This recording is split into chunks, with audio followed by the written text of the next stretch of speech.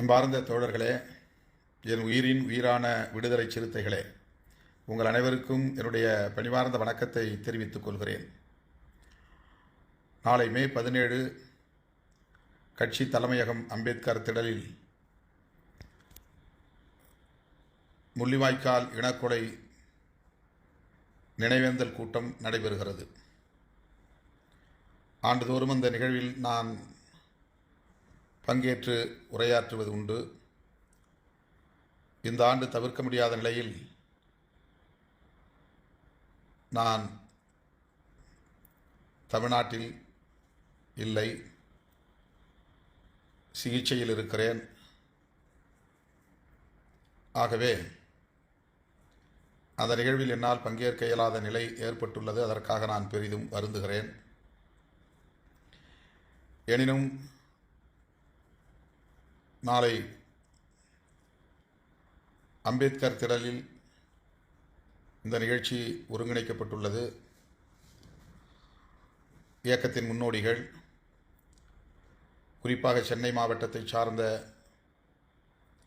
அனைத்து மாவட்ட செயலாளர்கள், மாவட்ட நிர்வாகிகள், துணைநிலை பொறுப்புகளை சார்ந்த தோழர்கள் அனைவரும் அதில் பங்கேற்று சிறப்பிக்க வேண்டும் என்று கேட்டுக்கொள்கிறேன். கட்சியின் பொதுச் செயலாளர் தோழர் ரவிக்குமார் அவர்கள் பங்கேற்று உரையாற்ற வருகிறார். அதோடு ஈழத்திலிருந்து வருகை தந்திருக்கிற தோழர் சிவாஜிலிங்கம் அவர்களும் பங்கேற்கிறார். அந்த பகுதியைச் சார்ந்த மாவட்ட செயலாளர் கரிகாலவளவன் உள்ளிட்ட முன்னணி தோழர்கள் இதனை முன்னின்று ஒருங்கிணைக்கிறார்கள். கட்சியின் தலைமை நிலைய செயலாளர்கள் தகடூர் தமிழ்ச்செல்வன், இளஞ்சேக்குவேரா, பாலசிங்கம் ஆகியோரும் இந்த ஒருங்கிணைப்பு பணியிலே ஈடுபட்டுள்ளனர். வருகிற மே 25 நடைபெறவுள்ள விருதுகள் வழங்கும் விழா குறித்தும் கட்சி தலைமையகத்தில் கலந்தாய்வு கூட்டம், மே 25ஆம் தேதி நாம் நடத்தவிருக்கிற விருதுகள் வழங்கும் விழாவும் மிக முக்கியத்துவம் வாய்ந்த ஒரு விழா. அந்த விழாவை வெற்றிகரமாக நடத்துவதற்கு இயக்கத் தோழர்கள் மனம் வந்து ஒக்கிழி அளிக்க முன்வர வேண்டும், நன்கொடை அளிக்க முன்வர வேண்டும் என்று நேற்று நான் நேரலையில் வேண்டுகோள் விடுத்திருந்தேன். அதை மீண்டும் நினைவுபடுத்துகிறேன். ஒவ்வொரு ஆண்டும் அம்பேத்கர் சுடர் விருதுக்கு வழங்குகிற தோழர்கள், பெரியார் ஒளி விருதுக்கு வழங்குகிற தோழர்கள் என 7 விருதுகளுக்கும் தனித்தனியே நன்கொடை வழங்கி வந்த தோழர்கள் இந்த ஆண்டும் அதேபோல நிதியை வழங்க வேண்டும் என்று நான் கேட்டுக்கொள்கிறேன். நாளை நடைபெறவிருக்கிற நிகழ்ச்சி மிகவும் முக்கியத்துவம் வாய்ந்த ஒரு நிகழ்ச்சி. தவறாமல் தோழர்கள் இதில் பங்கேற்க வேண்டும். சிவாஜிலிங்கம் அவர்கள் ஈழத்தில் டெலோ இயக்கத்தின் முன்னணி தலைவராக இருந்து பாடாற்றியவர், பல்வேறு நெருக்கடிகளை சந்தித்தவர், சிறைச்சாலையில் இருந்தவர், இந்தியாவுக்கே வரக்கூடாது என்கிற அளவுக்கு அவருக்கு தடை விதிக்கப்பட்டிருந்த காலம் உண்டு.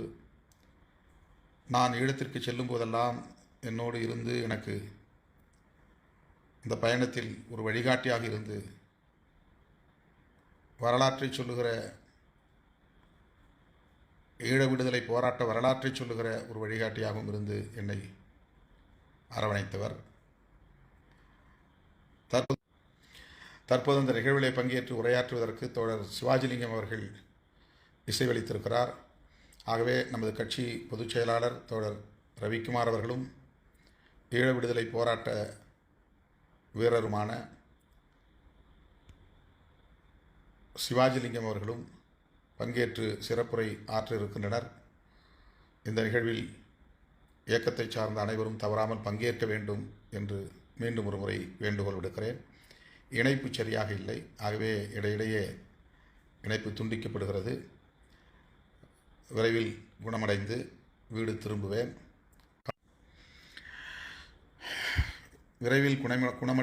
திரும்புவேன்.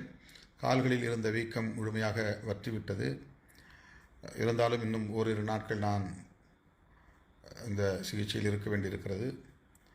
எனவே தோழர்கள் இதையே ஒரு அழைப்பாக ஏற்று நாளை நடைபெறவிருக்கிற நிகழ்ச்சியில் பங்கேற்று முள்ளிவாய்க்கால் இனக்கொலையில் படுகொலை செய்யப்பட்ட போராளிகளுக்கும் பொதுமக்களுக்கும் வீரவணக்கம் செலுத்த வேண்டுகிறேன். ஈழம் வெல்லும், அதனை காலம் சொல்லும் என்கிற ஒரு கொள்கை முழக்கத்தை உலகத் தமிழர்கள் அனைவரும் உச்சரிக்கக்கூடிய ஒரு கொள்கை முழக்கத்தை எழுப்பிய இயக்கம், எழுப்பிக்கொண்டே இருக்கிற இயக்கம் விடுதலை சிறுத்தைகள் கட்சி. ஈழ விடுதலை எவ்வளவு முக்கியத்துவம் வாய்ந்தது என்பதை நாம் அனைவரும் அறிவோம். அந்த விடுதலை சர்வதேச சமூகத்தின் ஒத்துழைப்பு இல்லாமல் நிகழாது, இந்தியா உட்பட. எனவே இந்தியாவோடு நமக்கு அரசியல் முரண்கள் இருந்தாலும் ஈழ விடுதலைக்கு தீர்வு காணும் முக்கிய ஒரு சக்தியாக இருப்பது இந்திய அரசு என்பதை நாம் நினைவிலே கொள்ள வேண்டும். ஆகவே இந்திய அரசின் நிலைப்பாட்டை மாற்றக்கூடிய அளவுக்கு நாம் தொடர்ந்து அழுத்தம் கொடுக்க வேண்டிய தேவை இருக்கிறது. இந்திய அரசின் துணை இல்லாமல் ஒரு அங்குலம் கூட ஈழத்தமிழர் பிரச்சனையிலே நாம் முன்னோக்கி செல்ல முடியாது. ஆகவே இந்திய அரசின் துணை என்பது அது காங்கிரஸ் அரசு, பிஜேபி அரசு என்று புரிந்து கொள்ளக்கூடாது, இந்திய அரசு என்று மட்டுமே புரிந்து கொள்ள வேண்டும். அப்படி ஒரு நிலை இந்தியாவில் உருவாவதற்கு இன்னும் காலம் தேவைப்படுகிறது. அதுவரையில் நாம் நம்முடைய நிலைப்பாட்டில் கன்சிஸ்டண்ட்டாக இருக்க வேண்டும், உறுதியாக இருக்க வேண்டும், திடமாக இருக்க வேண்டும், அதிலிருந்து பின்வாங்காமல் இருக்க வேண்டும். ஆகவே இப்படிப்பட்ட இந்த நிகழ்வுகள் அந்த உணர்வை நமக்கு தரும், அந்த நிலைப்பாட்டில் உறுதியாக இருக்கக்கூடிய ஊக்கத்தை தரும் என்பதை நினைவிலே கொள்ள வேண்டும். என் உயிரின் உயிரான விடுதலை சிறுத்தைகள் அனைவருக்கும் நான் மீண்டும் வேண்டுகோள் விடுக்கிறேன். 17 மே தலைமையகம் அம்பேத்கர் திடலில் மாலை 4 மணி அளவிலே நடைபெறவுள்ள வீரவணக்க நிகழ்வில் அனைவரும் பங்கேற்க வேண்டும். அத்துடன் மே 25ஆம் தேதி நடைபெறவிருக்கிற விருதுகள் வழங்கும் விழாவிலும் பெருவாரியாக தோழர்கள் வந்து பங்கேற்க வேண்டும். இயக்கத்தின் முன்னோடிகள் அனைவரும் பங்கேற்க வேண்டும். இந்த நிகழ்ச்சிக்கு பிறகு மாவட்ட செயலாளர்கள் கூட்டத்தை நாம் கூட்ட இருக்கிறோம். மாநில அளவில் இந்த தேர்தலுக்காக நியமிக்கப்பட்ட மேலிட பொறுப்பாளர்கள் அனைவரையும் நாம் அழைத்து பேச இருக்கிறோம். அதற்கான தேதி பின்னர் அறிவிக்கப்படும்.